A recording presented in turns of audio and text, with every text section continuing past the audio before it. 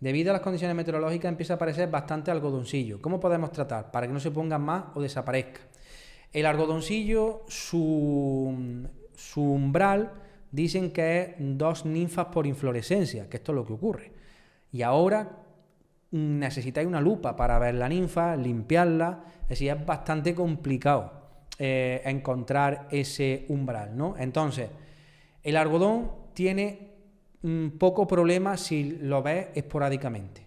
Lo malo es que el olivo se ponga blanco. Si el olivo está blanco, entonces sí hay una plaga importante y entonces sí habría que tratarlo. Otro consejo con respecto al tratamiento que creo que va a ser el mismo. Ya he dicho anteriormente que para que la plaga, para que el tratamiento funcione bien, mientras menos algodón tengáis, mejor.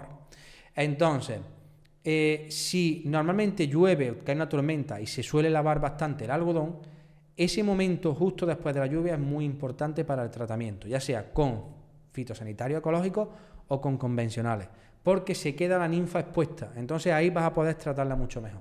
Si no, os va a costar muchísimo más trabajo. Entonces, si tú ves que la masa algodonosa que tienes es puntual, pues yo no me preocuparía. Yo tengo algodoncillo en mis olivos, de vez en cuando en algún olivo tengo 4 o 5 puntos de algodón y eso nunca le he echado yo cuenta porque eso ahora cuando llegue el calor se va.